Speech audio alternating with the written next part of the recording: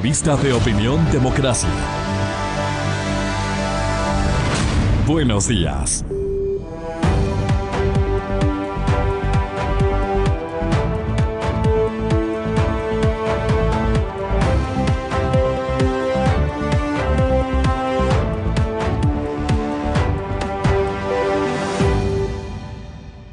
Buenos días, amigas, amigos. Estamos iniciando ya este viernes 9 de abril. Como dicen, no hay plazo que no se cumpla, se cumplió.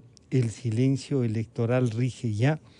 Y eso nos invita a pensar lo que podamos hacer el día domingo, ¿no? Con responsabilidad, pero sobre todo, pedir a la ciudadanía que el domingo asista, que buscamos horarios, que la familia no sea que vaya toda, que se puede ir por grupos pequeños, ¿no es cierto? Pero que el acto electoral sea respaldado con una presencia, que los delegados a las juntas y a las mesas se comprometan, vayan, cuiden, como se dice, los votos y nos entreguen a los ecuatorianos, al país en general, un proceso del que estemos seguros todos los ecuatorianos. Así es que a meditar, a pensar, es responsabilidad ciudadana, pero sobre todo a participar en el proceso electoral. También se anunció y se ha visto que el colectivo que había planteado el terminar con el cargo, podríamos decirlo así, del señor alcalde, el doctor Yunda, ha retirado porque encuentra que los vicios del proceso podrían generar o causar una nulidad. Para muchos podrían decirse que eso mismo es lo que se buscaba. Pero bueno, dicen que el próximo martes presentarán nuevamente el tema de la remoción del señor alcalde y ahí deberá haberse un proceso donde el alcalde también tenga la oportunidad de analizar y ver el proceso, ¿no? Por ahora vamos a iniciar con un tema que es también de responsabilidad ciudadana, pero también el análisis de lo que debe y puede hacer la autoridad. Es la vacunación y quiero saludar al señor doctor Paul Cárdenas, catedrático investigador de la Universidad San Francisco, al doctor Daniel Simancas, epidemiólogo, director de investigaciones de la UTE, y al doctor Byron Núñez, médico infectólogo de la Checan, catedrático universitario. A los tres, muchas gracias por acompañarnos. Paul, bienvenido, buenos días. ¿Se puede hacer una evaluación del momento entre la vacunación y esto que tiene intranquilos a los ciudadanos, de que es el incremento de infectados y además del incremento de infectados, el equipo de los hospitales, o sea, el servicio de salud, tanto público como privada, como que se están viendo rebasados por este incremento de infectados y digamos, entonces entra en una mayor peligrosidad la pandemia? Bienvenido, Paul, buenos días. Buenos días, Francisco. Hola, Daniel. Qué gusto verles. Sí, justamente estamos en un momento crítico actualmente en la pandemia. Los que trabajamos en salud nos damos cuenta justamente cómo a pesar de cualquier esfuerzo, es casi imposible encontrar camas de hospitalización, peor aún, de terapia intensiva en los hospitales, tanto públicos y privados, y esto es muy triste justamente. El seguro social, los hospitales están rebasados, los hospitales públicos están rebasados, los hospitales privados de igual manera, y como decimos justamente, ahora así tengas el mejor seguro privado o la posibilidad de pagar salud de manera privada, que es muy, muy caro. Muchos colegas han vendido sus automóviles, sus bienes para tratar de pagar justamente esto, y a pesar de esto no obtienen camas. Entonces nos damos cuenta que estamos muy, muy rebasados ya en cuestión del número de pacientes que están ingresados en el hospital. Y claro, lastimosamente, este patrón continúa en aumento. No vemos que está disminuyendo y obviamente las medidas que se han tomado desde ya hace más de un año que estamos en la pandemia no han sido previsivas, sino reactivas. Entonces, se han aumentado casi el doble, por ejemplo, el número de ventiladores mecánicos, de camas en terapia intensiva de hospitales. Sin embargo, seguimos teniendo, y hasta incluso a veces tenemos menos test, menos análisis de vigilancia epidemiológica en la mayoría de pacientes que tienen COVID-19. Entonces, muchas medidas que se deberían haber tomado no se están tomando y seguimos con la parte reactiva más que previsiva. Muchas gracias. Quiero saludar y agradecer al doctor Daniel Simancas que viajando y todo nos acompaña. Gracias por ese compromiso, Daniel. Bueno, entonces esta parte que termina diciéndonos el doctor Cárdenas, que es que tampoco hemos hecho un seguimiento a la enfermedad, a la epidemia, ¿no es cierto? Porque las pruebas no se hacen, no hay un sistema de seguimiento y peor para tener respuestas sobre esta vigilancia epidemiológica.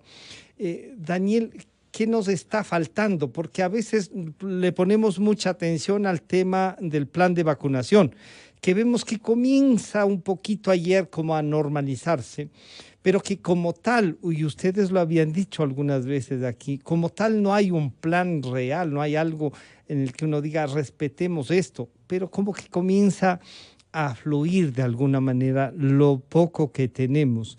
Pero lo otro que se podría hacer al mismo caminar con las vacunas, ¿qué debe ser, Daniel? Bienvenido, buenos días, gracias. Gracias, Francisco. Saúl, Byron, es un placer aquí compartir con ustedes. Bueno, yo creo que hay las decisiones que han tomado desde un criterio más político que técnico, ¿no? Es indudable que la falta de entendimiento del virus eh, y que no se comprende que quizá la vacuna sea una de las estrategias, pero no la única y no la definitiva, ¿no? Ya nos comentará el Paul, perdón, nos comentará el Paulo de las variantes, pero estamos ante la posibilidad de que si no vacunamos masivamente y rápidamente, estaremos muy probablemente eh, necesitando una nueva inmunización, una tercera dosis, otra vacuna. Eh, Hace poco he leído que están pues muy contentos en el Reino Unido porque alcanzarán la inmunidad de rebaño el 13 de abril con la velocidad de vacunación que van. Pues son noticias que halagan, son noticias que nos proyectan una meta a seguir y bueno, desgraciadamente acá pues hemos transgredido algunos conceptos del tema de las pruebas. Revisaba el mapa ayer, somos uno de los 3 países en el mundo que menos pruebas hace por cada 1.000 habitantes. Revisaba, por ejemplo, que en Guamote se hacen 6 pruebas por cada 1.000 habitantes, cuando, por ejemplo, en Santiago de Chile se hacen 500 por cada 1.000 habitantes. Entonces, esa inequidad en el acceso a pruebas, esa falta de entendimiento de cómo circula el virus, por lo que no se hace rastreo de contactos, no se hace aislamiento de enfermos, no se hace aislamiento de pasajeros, por ejemplo, no se entiende bien las pruebas, se ha reaperturado las escuelas. Te comento que venía escuchando que en Pastaza las escuelas están con contagios, no hay capacidad para hacer pruebas, no hay entendimiento de la cosmovisión, de la antropología de las comunidades indígenas del Oriente. Y es lo que decíamos, lamentablemente hacemos recomendaciones, estas no se toman en cuenta y estamos ante una crisis muy importante, sin pruebas, sin vacunación masiva, sin rastreo de contactos, con la saturación al 100% de cuidado intensivo, de hospitalización, con falta de políticas restrictivas de alguna manera, ante un proceso electoral y con las personas que pues no han entendido el virus. No ha habido una campaña eficiente de educación y comunicación para la salud para que la gente entienda. Se siguen haciendo pruebas rápidas, se siguen haciendo reuniones, bautizos, fiestas clandestinas, 5.000 aglomeraciones, y así pues el panorama es incierto. Caminamos a ciegas con este virus y tampoco tenemos una esperanza de que haya un liderazgo de la cartera de Estado del Ministerio de Salud para enrumbar de alguna manera y terminar con esta pandemia en los próximos meses, que si no lo hacemos, pues ya estamos viendo que otros países lo están consiguiendo. Claro, y quiero saludar al doctor Byron Núñez, médico infectólogo de la Checán del Hospital Carlos Andrade Marín. Muchísimas gracias, doctor Núñez, por acompañarnos. Bueno, desde la experiencia del hospital, y usted podría decirnos qué otro tipo de seguimiento se hace a la familia de los que ingresan al hospital. ¿El hospital tiene algún plan de eso o estamos al igual que en toda la salud, o sea, solo respondiendo al momento y con las justas, con lo poco que hay? Pero, ¿cuál es esta visión que usted nos puede dar desde el hospital mismo? Doctor Núñez, bienvenido, buenos días. Buenos días, estimado señor periodista. Saludos al apreciado doctor Simancas y al doctor Cárdenas. Primero, no soy una persona autorizada para hablar del hospital. Ya. Primero, yo creo que la introducción que han hecho los dos estimados colegas catedráticos de universidades son muy claras, doctor. Estar hablando más sobre lo mismo. Un año de ver la falta de una política de salud por parte del Estado, que se supone del rector de un programa, de un plan nacional de salud. Recuerdo que como Universidad Central hicimos el primer simposio la cuarta semana de enero del año 2020. Y conocedores de lo que es las epidemias y las pandemias, primero desde el punto de vista histórico, que eso significa tener experticia en el tema, no esperar a ir a leer para ver mañana cómo hago. ¿Eso qué nos demuestra? Que tenemos una crisis muy seria y estructural del Estado en relación a la salud. Bien lo ha dicho el señor presidente de la República el día de ayer. Falta de liderazgo, falta de conocimiento técnico, hasta errores humanos. En salud, señores, los errores humanos se pagan con tierra. Eso se llama cementerio. Yo considero que ya es oportunidad, y ese es mi mensaje. Por ello, me he permitido hablar a la opinión pública, porque ya estamos cansados de estar dando opiniones. Hay expertos, como Daniel Simancas, como el doctor Cárdenas. Habemos personas que hemos manejado epidemias desde hace 30 años. Pero, ¿el Estado quién lo maneja? Hemos tenido 5 ministros. Que pudiéramos tener 5, ¿cuál es el problema? Pero no hay una política de Estado. No hay un camino a seguir trazado previamente. Doctor Núñez, y ahí yo quisiera hacerle una pregunta para que reflexione también. ¿Se podría entender que haya una especie de espíritu de cuerpo, que haya alguna movilidad, alguna cosa como para boicotear el trabajo de quien llega a la administración pública como ministro, subsecretario, que hay algún equipo en salud que boicotea permanentemente esto y que no hay? Porque usted dice, tenemos gente preparada, y que no debería depender de quién es el ministro, sino de que la estructura funcione. ¿Usted cree que eso nos hace falta? ¿Usted ve que no hay ni siquiera esa estructura funcionando, pero sí para, de alguna manera, boicotear lo poco que tenemos, doctor? Estimado señor periodista, su pregunta define una respuesta que podría ser hasta de carácter jurídica, penal, porque ese es un delito de lesa humanidad. Yo considero que no. El espíritu de los trabajadores de la salud, de los profesionales de la salud, su perfil no da para ello. Pero da a pensar a veces al ver tantas dificultades, al ver tantos errores. Yo simplemente quisiera considerar que existen profesionales con no la adecuada capacidad técnica, ni liderazgo, que lo ha dicho el presidente de la República. Y eso tiene que replantearse. El nuevo gobierno tiene que retomar.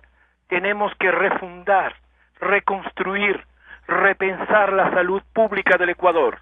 Luego de un año de dolor y muerte, busquemos esperanzas. Yo considero que ese sería mi mensaje para la comunidad. Porque empezar a hablar más de lo mismo, el doctor Simancas, el doctor Cárdenas están luchando, pero ellos no tienen una cosa, ellos no tienen una experiencia de un tiempo que nos hemos dado cuenta en que el Ecuador necesita un cambio, uno de ellos en salud, y un cambio profundo, pero un cambio que genere un camino a futuro. Ese cambio debe estar generado por un pasado. Desde hace 100 años, la Revolución Juliana, que generó el cambio de las estructuras de la salud en el Ecuador con el doctor Isidro Ayora, a un cambio que justifique los más altos deseos de la salud pública, una salud social, una salud predominantemente pública y del Estado. Claro, pero ahí hay dos cosas, señor doctor Cárdenas, de lo que nos acaba de decir el doctor Núñez. Dice, ya no quieren, ya están cansados de opinar, y yo espero que no se cansen, porque si alguna cosa es importante en cuestiones de esto de la información, es que los expertos opinen y la opinión pública se sume a eso para que la autoridad también responda, pero también para que los profesionales y los ciudadanos tengamos en la conciencia la responsabilidad de cómo hemos de actuar. Y entonces esto se junta, no es que hay un grupo trabajando y otros de fiesta, como nos recordaba el doctor Simancas, 5,000 concentraciones. Claro, doctor Cárdenas, ¿cómo empatar? Nosotros, espero que ustedes no, pero nosotros no nos vamos a cansar de pedirles la opinión para que la ciudadanía entienda, para que la autoridad entienda. ¿Cómo empatamos esto, doctor Cárdenas? Sí, justamente, este es un problema grande que nosotros tenemos. Existe todavía una separación, un divorcio entre lo que es la academia y lo que es sobre todo la parte política y las decisiones políticas que se toman. Muchas veces a los investigadores desde hace un año se nos oye, pero no se nos escucha. Como dijo Daniel, como dijo el doctor Núñez, el problema muchas veces es que la academia opina, pero las decisiones se toman basadas en el contexto o la coyuntura política, no mediante un análisis técnico. Y lastimosamente eso lleva a improvisación y eso lleva a que las decisiones no estén basadas justamente en los datos que se producen, y ese es el problema que nosotros tenemos. Seguramente a Daniel, al doctor Núñez, nos han invitado muchas veces a los diferentes COEs provinciales, nacionales, mesas de salud, etcétera, etcétera, y obviamente las decisiones finales las tienen que tomar políticos. Sin embargo, no se toma una decisión muchas veces basada en qué es lo que se opina en la academia que se debe hacer, sino, como usted mismo lo mencionó, por ejemplo, ahora todos estamos volcados en la propaganda de las vacunas, que son una estrategia muy importante para parar justamente lo que es esta pandemia. Sin embargo, no es la única y no es la primera que debe haberse tomado. Seguimos con estos problemas de acceso a las pruebas. Tenemos muchos problemas en vigilancia epidemiológica. Los datos que se siguen produciendo no son confiables. Entonces, los investigadores no tenemos muchas herramientas como para sugerir también mejores decisiones. La mayoría de investigaciones que se están haciendo aquí en el país son basadas en lo que quiere hacer la academia, pero no se están tomando decisiones en la investigación y también políticamente, ya tomando en cuenta todas las opiniones que vienen desde la academia. Claro, pero Paul, ahí no hay también una necesidad de que la academia tenga, por ejemplo, un plan y el agua público y lo podamos presionar y decir, oigan, este es el plan, no solo de vacunación. Yo sé que ustedes nos han dicho qué es lo que, pero parecería que necesitan un documento al cual incluso los medios, la opinión pública pueda adherir y decir, oigan, ahí hay esto, hagan, ya que no han podido hacerlo, ahí está. ¿Se puede hacer eso, Paul? Yo creo que se ha hecho ya en diferentes grupos académicos, ya han postulado justamente diferentes acciones que se deberían tomar. Y como digo, no nos hemos cansado nosotros ni nos vamos a cansar de dar nuestra opinión, porque es parte de lo que queremos nosotros hacer o plantear como soluciones para que se tomen en cuenta. Sin embargo, por otro lado, cada vez que nos invitan a presentar nuestros datos, nuestras opiniones a estas mesas de salud, tanto nacionales como regionales, incluso locales, al final no se toman mucho en cuenta para estas decisiones. Entonces, sí es un poco cansado para nosotros Claro. estar sacando documentos o recomendaciones por cada cosa, si es que en realidad probablemente el 1% o menos se han tomado en cuenta en las decisiones políticas. Entonces, esto sí es un problema coyuntural que tenemos, ya que la parte política no toma en cuenta mucho lo que es la academia. A pesar de que ha pasado un año, estamos viviendo una pandemia, existe este divorcio todavía en lo que es gobernabilidad, en lo que es gobierno y lo que es academia. Claro, entonces ahí al doctor Simancas le diría es esto, porque ustedes están, de hecho, como nos recuerda Paul, en los COEs, invitados con sus alumnos, con los otros colegas médicos.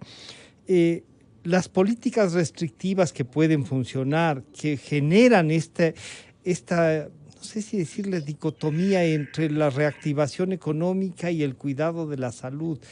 También la decisión política pasa porque se está terminando un gobierno y parece que esto entonces le hace falta más solidez para implementarlo.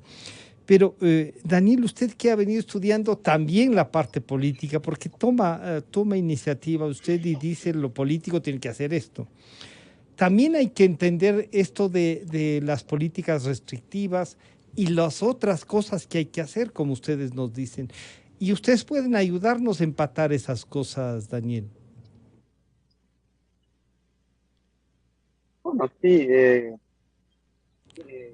lo primero que dice la OMS, por ejemplo, es que se conforme a un comité técnico, ¿no? A un comité técnico multiinstitucional, eh, eh, multipropósito, multidisciplinario, porque aquí, pues, yo empiezo a detallar cosas como la vacunación, por ejemplo, Paul es experto en esto, experto en virus. eh, yo me dedico más a la parte de epidemiología, de medicina basada en evidencia. El doctor Núñez es infectólogo, la parte clínica hospitalaria, es decir, se necesita un equipo multidisciplinario y se necesita liderazgo, que decía el doctor Núñez, ¿no? Se necesita un liderazgo, una persona que visualice lo que está pasando y además que aprenda de las experiencias, ¿no? Acá se han tomado decisiones en contra de quizá de la corriente mundial que se estaba tomando. Entonces, en otros países no había esta dicotomía entre reactivar la economía y la salud, sino se intentaba hacer, se sabía que si no se controlaba el virus no se podía reactivar la economía.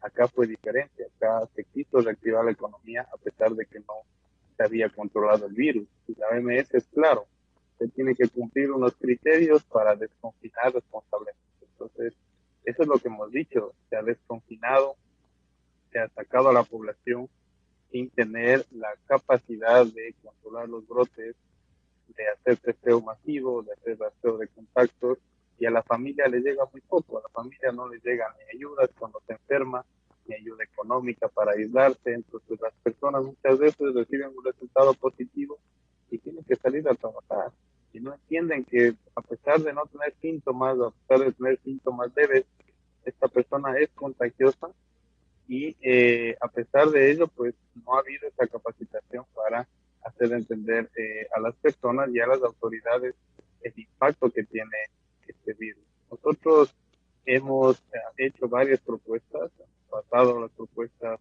en la alcaldía de Quito, a otros COEs, hemos hecho cartas públicas sobre el desconfinamiento responsable, hemos participado en la asamblea también para intentar colaborar, pero si estas decisiones, si esta retórica que nosotros tenemos basada en evidencia científica no es tomada en cuenta, pues yo estoy de acuerdo con el doctor Núñez que en algún momento uno se desgasta, en un momento pierde la esperanza siquiera de que las cosas cambien, porque va más de un año que nosotros hemos repetido las pruebas. En televisión nacional el ministro dijo que yo estaba equivocado, que no se necesitan pruebas masivas, que se necesitan pruebas inteligentes. Cuando sale un artículo en una de las mejores revistas del mundo, en ningún lado había lo de las pruebas inteligentes, en ningún lado había una política de hacer menos pruebas. Entonces, pues no se entiende, como decía Paul, no se entiende cómo las decisiones políticas van por encima de la ciencia. Se requiere más ciencia en la política y que estas políticas sean también sustentadas en evidencia científica para que, a pesar de que se cometen errores, porque los errores pueden haber, los errores, uno se puede equivocar con lógica, uno se puede equivocar haciendo las cosas basadas en ciencia. Es preferible que equivocarse desde el empirismo. Esta frase que nosotros utilizamos, bueno, veamos qué pasa, ¿no? Veamos, si no cumplen el aforo, veamos el impacto que tienen los contagios. Si es que no hacemos nada en el periodo de carnaval, ¿será que tenemos saturados los hospitales? Me parece que ya la población de Guayaquil está contagiada en un 60-70%. Y saltábamos y gritábamos y festejábamos que Guayaquil, a pesar de las, se hacían monumentos, a pesar de los 15,000 muertos que tuvieron en un mes, 12,000 en 3 semanas, se hacían monumentos, se festejaba que por la hidroxicloroquina se repartía como caramelos, ahora se ha demostrado que no sirve, otros cantones del dióxido de cloro, la ivermectina, todo no ha sido sustentado en evidencia científica. Y eso, ¿quién juzga? ¿Quién responde sobre esas decisiones? ¿Quién sale a pedir disculpas? Absolutamente nadie. Nadie sale a pedir disculpas, nadie sale a rectificar. Lo único que hacen es intentar hacer cálculos políticos para quedar bien parados luego de la toma de decisiones erradas que han tenido. Y eso, pues, asusta a los investigadores, asusta a los clínicos, a la gente valiosa, que en algún momento también quisiera, pues, que sus ideas, sus recomendaciones calen en la política y en algún momento ocupar un cargo público. Sería, por ejemplo, un honor para alguien formar un comité especial, ocupar algún cargo con comisión de servicios, por ejemplo, donde en el puedan Ministerio de Salud, pero implementarlo. tan solo pensar que uno pueda tener problemas en la administración, pueda ser perseguido, pueda ser amedrentado. Y realmente los investigadores no tenemos, pero ni la intención de alguna vez, pues, pertenecer genera esa, claro, generan esas dudas y esos recelos que tiene el servicio público, pero el servicio público tiene esos riesgos, como también la actividad privada, ¿no es cierto?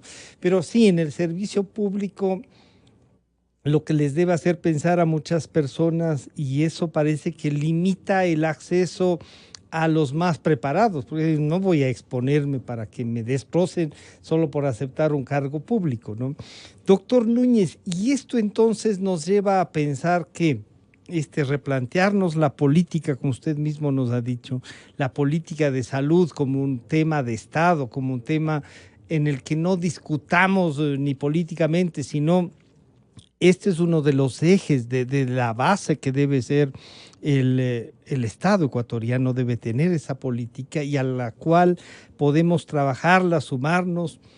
La vacunación, ustedes nos han dicho, no es toda la respuesta, es una de las respuestas, pero tiene que ir equilibrada con estas otras que también pasa por lo que los médicos y los ciudadanos hagamos.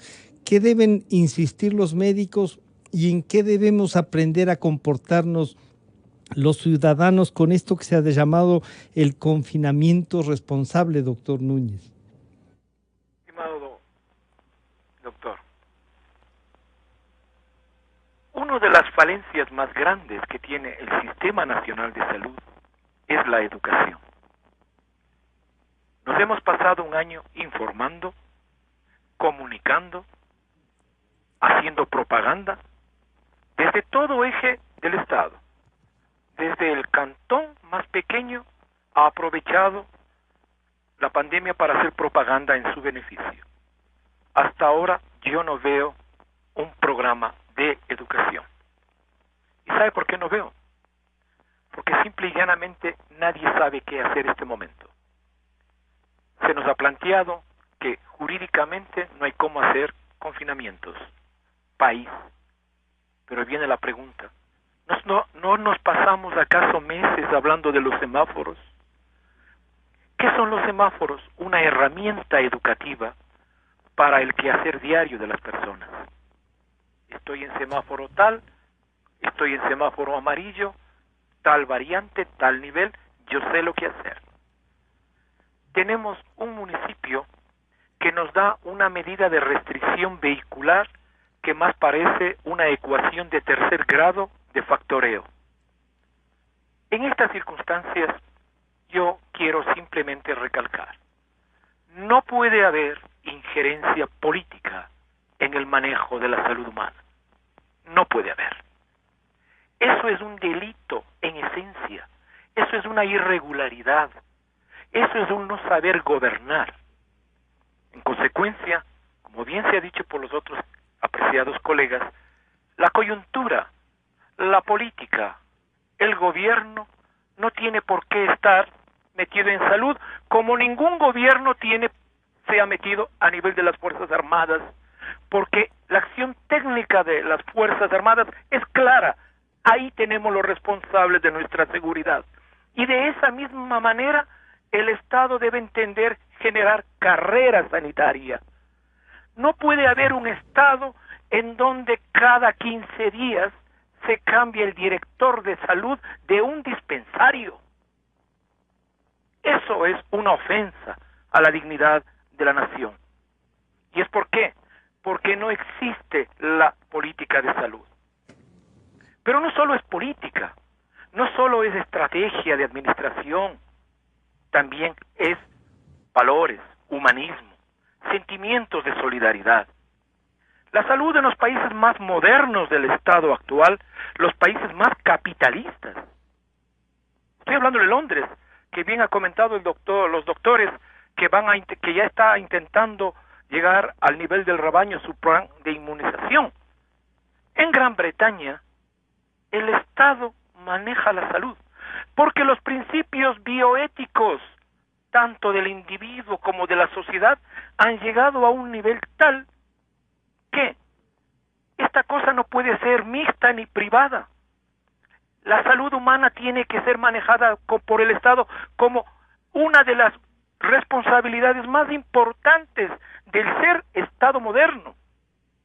En consecuencia, yo quisiera, antes de retirarme y agradecer la invitación y la oportunidad de dialogar con los estimados colegas, nosotros, el personal de salud, los trabajadores de la salud, desde el más simple camillero, desde el auxiliar de limpieza, hasta el director del Estado, el director del hospital, pasando por médicos, enfermeras, tenemos un perfil, y ese perfil debe estar generando esta política. ¿Cuál es? La compasión. La verdadera esencia de la bioética, de la razón de ser de la salud moderna, se sustenta en la compasión. No solo compadezcámonos de nuestro enfermo, de nuestro paciente, de nuestra familia, compadezcámonos de nuestra nación. Yo pido al próximo presidente de la República que se compadezca de su Estado, de su nación, de su pueblo. Y ahí, gracias a usted, doctor Núñez, pero quisiera preguntarle al doctor Cárdenas si esto es que como objetivo nacional debe ser la salud y debe tener este programa y este servicio, o sea, está por hacerse. Vemos que se desarticuló lo poco que había, se desarticuló la academia en la formación de médicos, en la formación de personal de salud.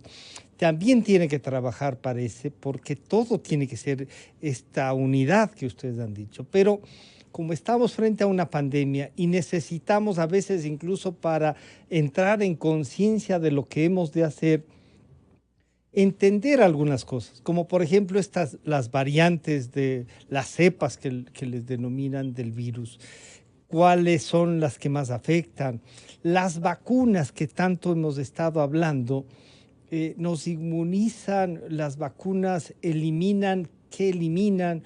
Es que después de vacunarnos ya no pasa nada. ¿Cómo hacemos conciencia de todo eso, Paul? Bueno, en relación a las variantes que circulan en el país, ya se han reportado dos variantes de interés. Aquella que es la variante inglesa, que se conoce como la B117, ya está circulando de manera comunitaria en Quito, en Guayaquil, desde hace algunos meses. Hemos visto que ha aumentado justamente su presencia en las infecciones de las personas, tanto leves, que tienen sintomatología leve, como aquellas que tienen más grave. Y también nuestros colegas de la UES en Guayaquil han encontrado esta variante que se llama de Nueva York, que también es una variante de preocupación. Se llama la B1526, se le conoce. Y esta variante, a pesar de que no ha aumentado mucho en prevalencia entre las infecciones que se han detectado, es de preocupación porque tiene algunas mutaciones que podrían estar relacionadas con reinfecciones o con tal vez bajar la sensibilidad, más que la sensibilidad, la eficacia, de ciertas vacunas, según algunos estudios preliminares. Aquí en Brasil, que estamos cerquita, en Colombia, en Perú, ya se han reportado la presencia de estas variantes conocidas como las variantes de Brasil, que justamente es muy, muy preocupante en relación a que en Manaos, en Brasil, pasó algo muy parecido a lo que pasó en Guayaquil. Es decir, en marzo, abril del año anterior hubo un pico increíble de mortalidad, de morbilidad, y justamente mucha gente se empezó a relajar a fines del año anterior con esta falsa sensación de seguridad, de que uno infectado ya no se contagia, etcétera, etcétera. Y claro, además de por las políticas públicas deficientes que también se han manejado en Brasil, negando un poco la pandemia, negando un poco de que cuidarnos para evitar el contagio, han producido que estas variantes produzcan grandes números de reinfecciones y que muchas vacunas, la eficacia de estas vacunas sea mucho menor contra estas variantes del virus. Por ejemplo, una vacuna que se ha probado en diferentes partes del mundo, realizada entre China y Brasil, tiene una eficacia del 90% en muchas partes del mundo, mientras que cuando se analiza con esta variante brasileña, la eficacia llega al 56%. Claro que esta es la eficacia medida en contagiarse. Muchas veces la eficacia se mide con esto, con tener un PCR positivo, contagiarse o no. Pero también es importante, y aquí Daniel podrá hablar un poco más sobre esto en relación a la eficacia medida en personas que no llegan a terapia intensiva, o sea, en la gravedad no que llegan pueda, a morirse justamente. En la gravedad que pueda causar este contagio. Sí, justamente. Entonces, la mayoría de vacunas tienen una eficacia incluso que bordea el 100% en relación a evitar morirse por tener COVID-19. Entonces, eso también es importante tomar en cuenta, la importancia de la vacunación y de que la mayoría de vacunas que se están desarrollando logran tal vez no parar la transmisión del virus no evitar que nos contagiemos, pero sí evitar que vayamos a un hospital o que podamos fallecer por causa del virus. Claro, entonces ahí, Daniel, el tema de la vacuna, y ahí nos queda claro, no es que, digamos, termina con la pandemia. El virus va a quedarse, nos va a acompañar, pero lo vamos a poder enfrentar. Y lo que ha dicho el señor doctor Cárdenas es, no nos va a llevar ni al hospital y peor aún a perder la vida. Pero entonces, mientras eso no sucede, hay que echar de mano las otras políticas, estas otras del seguimiento, de intentar cuidarnos entre todos. ¿Se puede plantear algo desde lo individual, desde esta, como se ha dicho, este confinamiento responsable e individual, que sea decisión propia y no de la autoridad, que vemos está desbordada, Daniel? Bueno, a veces es muy fácil decir, plantear los autoconfinamientos, eh, pero sin entender quizá que hay familias que no tienen dinero, que tienen que salir a buscar trabajo, que tienen que salir a vender una mascarilla, un poco de fruta.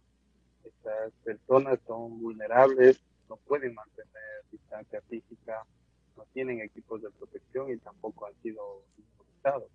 Entonces sí hay que hacer un compromiso familiar, de los que puedan quedarse en casa, no salir. Es decir, por ejemplo, hay un dualismo ahí, no queremos mandar a los niños a clases, pero los dejamos que se reúnan con otros niños, les dejamos que vayan al centro comercial, no los protegemos adecuadamente. Entonces esos compromisos sí que tienen que cambiar, pero se tiene que hacer una política de educación a todo nivel, ¿no? A nivel clínico, a nivel de población, a nivel de profesores, e ir a la par, ¿no? Tomando herramientas de salud pública para la prevención y también sin parar la vacunación, no porque los contagios aumenten, no porque haya un cambio de gobierno, es fundamental, sino que instala un comité, una veeduría, un comité técnico que haga el traspaso de gobierno a gobierno, podemos entrar en problemas. Y el siguiente gobierno, sea el que sea, se demora en entender, empieza a darse las vueltas, dónde están las listas, que a quién han vacunado, que intenta, pues, como suelen hacer los gobiernos en los primeros días, llegan a los 100 días y no saben ni qué han hecho, y lo que pasan es culpando los 100 días al gobierno anterior. Eso no podemos permitir. O sea, el gobierno que sea, este problema de salud pública nos sobrepasa. Si no lo controlamos, la economía se va a ir más al fondo, al despeñadero.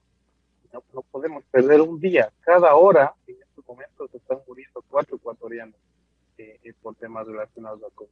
4 ecuatorianos se mueren cada día, y de estos, pues tan solo a uno lo podemos clasificar. Por eso es que hay una discordancia entre el registro civil y el Ministerio de Salud. Ahora, la vacunación, como decía Paul, si me permites, evita el 100% de hospitalización y muerte. Al final, lo que yo avisoro es que este virus pasará a ser un virus como el que nos da resfriado común. Tendremos que vacunarnos probablemente cada año, pero ya no tendremos que hacer pruebas.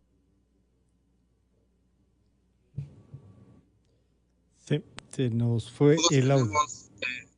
Leves, pues, y nadie se hospitaliza y nadie muere, muy pocas personas necesitan oxígeno, etcétera, pues pasará a ser incluso menos que una influenza. En la influenza no estamos haciendo testeo masivo, no estamos todo el tiempo utilizando mascarilla, evitando reuniones. Entonces, si logramos la vacunación, la gente tiene que entender. Hasta que logremos inmunidad de rebaño, no podemos sacarnos la mascarilla, porque las vacunas hasta el momento no evitan la infección, no evitan que uno transmita el virus puede replicarse, pero no vamos a enfermar. Y ante ese riesgo de enfermar y morir de una persona, por ejemplo, adulto mayor, que me escriben todo el tiempo a decir, ¿me vacuno o no me vacuno? ¿Qué dices tú? Por supuesto que tiene que vacunarse. Si usted tiene diabetes, si tiene hipertensión, si tiene alguna enfermedad, usted tiene 10, 20, 30 veces más riesgo de morir si se contagia. y de reacciones adversas tienen 1 de cada 100.000, 1 de cada 1.000.000 de vacunados, una reacción adversa importante de la vacunación. Así que no hay duda. Si le llama a vacunar, tiene que vacunarse, eso sí, cumpliendo las fases de la vacunación. Ojalá el siguiente gobierno pues tenga más clara el tema de un plan de vacunación equitativo, justo, que no permita que se salten de la fila. Es fundamental que por el bien del país hagamos esta transición efectiva, si vale el término, transición efectiva con un comité de expertos para que no pase este tema político, no tenga ese peso, no se demore. Mire lo que ha pasado con Quito. Quito estaba con un plan completo de vacunación. Yo no sé por qué tema le dejan a un lado a los COE que podrían colaborar en la vacunación y pasó lo que pasó con los adultos mayores. Necesitamos más puestos de vacunación, más gente que colabore. Este es un pacto nacional para la vacunación masiva. Yo quiero agradecerle al doctor Paul Cárdenas, al doctor Daniel Simancas y al doctor Byron Núñez.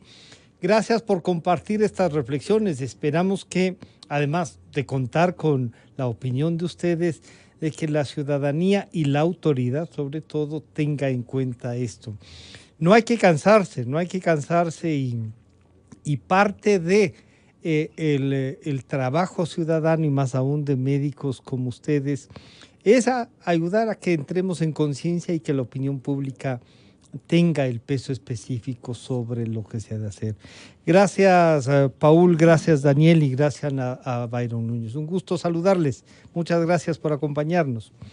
Han estado con nosotros el doctor Paul Cárdenas, catedrático investigador de la Universidad San Francisco, el doctor Daniel Simancas, epidemiólogo y director de investigaciones de la Universidad UTE, y el doctor Byron Núñez, médico e infectólogo del HCAM, el Hospital Carlos Andrade Marín, catedrático universitario. Enseguida volvemos.